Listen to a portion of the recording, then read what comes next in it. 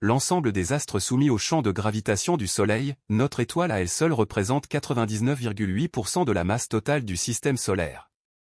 Le système solaire évolue dans l'un des bras de notre galaxie spirale, la Voie lactée, à quelques 26 000 années-lumière, 9 500 milliards de kilomètres, de son centre. Selon les définitions établies par l'Union astronomique internationale, notre système solaire comprend 8 planètes, Mercure, Vénus, la Terre, Mars, Jupiter, Saturne, Uranus et Neptune.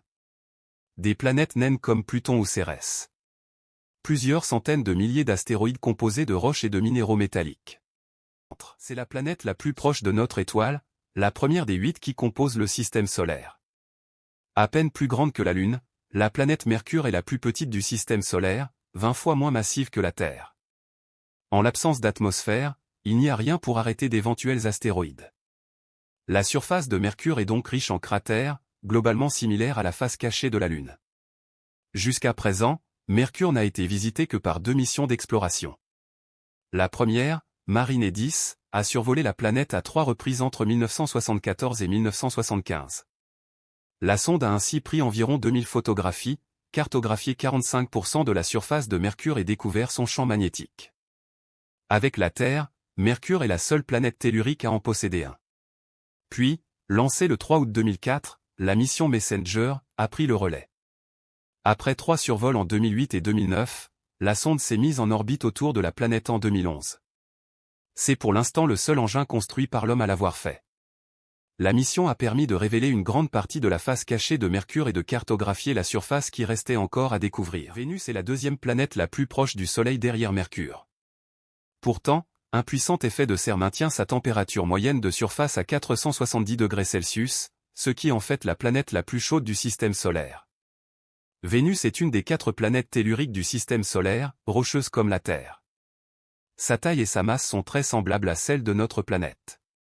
Toutefois, la comparaison n'ira pas plus loin. Vénus possède l'atmosphère la plus épaisse de toutes les planètes telluriques. C'est pourquoi la pression à sa surface est très importante, 91,8 fois celle de la Terre. L'atmosphère vénusienne, acide et corrosive, contient 96,5% de dioxyde de carbone et 3,5% d'azote. Des nuages opaques constitués de gouttelettes de dioxyde de soufre et d'acide sulfurique, surmontés d'une brume de cristaux de glace d'eau. Depuis le début des années 1960, une petite vingtaine de sondes seulement ont rendu visite à la sulfureuse Vénus. La sonde de l'ESA Venue Express a quant à elle orbité autour de la planète de 2006 à 2014. Elle a notamment étudié l'ouragan au niveau du pôle sud de Vénus, mis en évidence des points chauds toujours actifs résultant l'activité volcanique passée de la planète. La 4e planète la plus éloignée du Soleil est petite par la taille, environ une demi-terre, mais grande par son intérêt scientifique. Située à 228 millions de kilomètres du Soleil. Mars est une planète tellurique, c'est-à-dire rocheuse, 10 fois moins massive que la Terre. Mars aurait autrefois possédé des mers chaudes, salées, avec des lacs d'eau douce, sans doute de la neige au sommet de ses monts, des nuages et un cycle de l'eau. En 2015, la présence d'eau en saumure, un liquide proche de l'eau salée de nos océans et saturé en sel, aurait même été détectée par la sonde américaine Mars Reconnaissance Orbiter. Les sels, très absorbants, abaisse le point de congélation de l'eau, lui permettant ainsi de rester sous forme liquide et de s'écouler sous des températures inférieures à 0 degrés Celsius. Enfin, la planète rouge ne possède pas d'anneaux mais 2 petits satellites naturels, Phobos et Deimos. Le premier de 27x22x18 km est de forme irrégulière. C'est le plus proche de sa planète, orbitant à environ 9000 km de Mars. Son atmosphère est composée à 96% de CO2, un gaz à effet de serre bien connu. Comment se fait-il alors qu'il y fasse si froid? En effet, la température moyenne sur Mars est de 63 degrés Celsius à comparer aux plus 15 degrés Celsius de la Terre. La raison est que l'atmosphère martienne est 100 fois plus ténue que la nôtre. Nous lui donnons aussi le nom de « planète rouge », car sa surface est recouverte de poussière riche en oxyde de fer, à l'origine de sa couleur rougeâtre, couleur de la rouille. 5e planète du système solaire, Jupiter a une composition proche de celle du Soleil, mais sa masse en accent aigu n'a pas été suffisante pour déclencher des réactions nucléaires et former une étoile. La planète Jupiter est la plus grosse et la plus massive des planètes du système solaire. Son diamètre, 142 800 km à l'équateur, est de 11 fois supérieur à celui de la Terre et sa masse est de 318 fois celle de notre planète. Jupiter ne possède pas de surface solide, C'est une sphère de gaz qui présente au télescope une couleur jaune avec des structures sombres sur un fond plus clair, ainsi qu'un énorme tourbillon qui apparaît sous forme d'une grande tache rouge. Son atmosphère des accents aigus hydrogène combinés à des accents aigus autres éléments peu abondants, donne des nuages de couleur vive agités des accents aigus ouragans violents provoqués par un dégagement de chaleur intense. À la différence des planètes telluriques et à l'instar des 3 autres planètes géantes, Jupiter ne possède pas de surface solide, il s'agit d'une boule de gaz, essentiellement de l'hydrogène et de l'hélium, qui entoure un noyau probablement composé de fer et de silicate, auquel s'ajoutent probablement des glaces d'eau, d'ammoniac et de méthane. Une année jupitérienne dure 4335,35 jours, soit 11 ans 317 jours terrestres. Un jour sur Jupiter dure 9h54 mn. La température de sa surface varie de 180 degrés c'est la nuit à plus 450 degrés Celsius le jour et sa vitesse sur orbite est de 12,9 km par seconde. Dans sa rotation autour du Soleil, Jupiter entraîne une multitude de satellites, 67 connus en 2015, dont les 4 principaux sont Europio, Ganymède et Callisto. Après Jupiter, la deuxième planète la plus importante de notre système solaire et, comme elle, fait partie du groupe des géantes, Jupiter, Saturne, Uranus et Neptune. Saturne est connu depuis la nuit des temps, mais lors des premières observations de cette planète par Galilée, 1610, la présence de ces anneaux perturbait l'interprétation de son étude. Ce n'est qu'en 1659 que Huygens est parvenu à résoudre ce mystère. Nous l'avons vu, nous savons aujourd'hui que Jupiter possède également des anneaux, comme en fait toutes les autres géantes. Saturne demeura néanmoins la planète aux anneaux durant plus de 3 siècles, jusqu'en 1977. La planète Saturne est entourée d'au moins 82 satellites. Le plus intéressant est Titan, avec un diamètre de 5150 km. On trouve également 6 satellites de diamètres intermédiaires, entre 400 et 1500 km, Mima, Encelade, Téti, Dionée, Rhea et Japet, dans l'ordre des distances croissantes à Saturne. Il a aussi d'autres satellites plus petits qui sont généralement soit des astéroïdes capturés, soit des résidus d'impact ou de collision. Les scientifiques pensent que Saturne pourrait posséder un petit noyau solide de fer et de nickel extrêmement chaud. Il serait enveloppé de plusieurs couches d'hydrogène et d'hélium à différents états de la matière. Saturne est une planète gazeuse, il est donc impossible de marcher à sa surface. Si l'on considère la couche supérieure de son atmosphère, la température moyenne est proche de moins 190 degrés Celsius. La planète Uranus se trouve à 19 unités astronomiques du Soleil, soit 2,87 milliards de kilomètres. À cette distance, il lui faut 84 années terrestres pour faire une révolution autour de notre étoile. Elle est la 3e plus grosse planète du système solaire avec un diamètre de 51 800 km.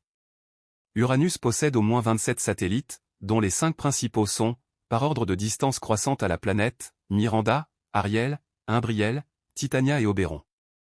Le plus grand de ces satellites est Titania, avec un diamètre de 1580 km, soit moins de la moitié de celui de notre Lune. La planète est aussi entourée de plusieurs anneaux très fins découverts depuis la Terre lors de l'observation d'une occultation d'étoiles en 1977. Leur existence a ensuite été confirmée lors du survol par la sonde Voyager 2 et d'autres anneaux ont encore été découverts plus tard, en particulier par le télescope spatial Hubble. L'atmosphère d'Uranus est composée principalement d'hydrogène, 83%, d'hélium, 15%, et de méthane, 2%. La petite quantité de méthane donne à la planète sa couleur bleu-vert. Le méthane absorbe la lumière rouge et réfléchit la lumière bleue. La température de l'atmosphère d'Uranus varie en fonction de l'altitude. La température sur Uranus est très froide, moins 208 degrés Celsius comme maximale et moins 212 degrés Celsius comme minimale. La principale raison de ce froid est sa distance très éloignée du Soleil, 2871 millions de kilomètres. C'est la 8e et dernière planète du système solaire et la plus lointaine des géantes gazeuses. L'atmosphère de Neptune se compose principalement d'hydrogène, 84%, d'hélium, 12%, et de méthane, 1,5%, avec des traces d'ammoniac, d'éthane et d'acétylène.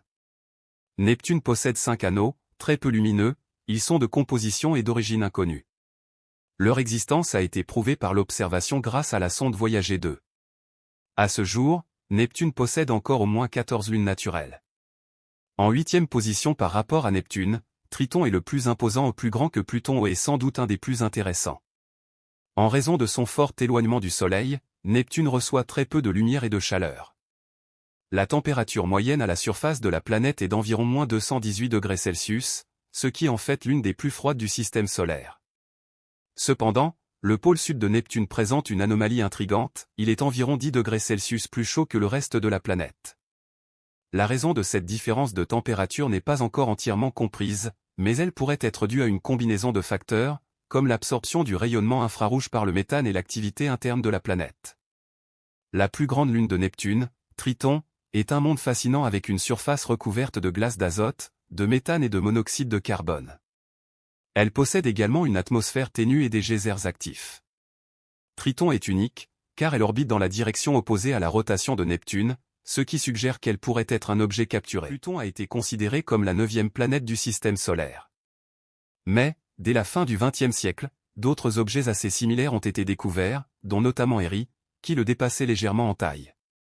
Il est bien rapidement apparu que ces petits corps, dont il en reste encore beaucoup à découvrir, ne présentaient pas les caractéristiques permettant de les classifier parmi les planètes à part entière et l'Union astronomique internationale, UAI, a été amenée à redéfinir la notion de planète en août 2006.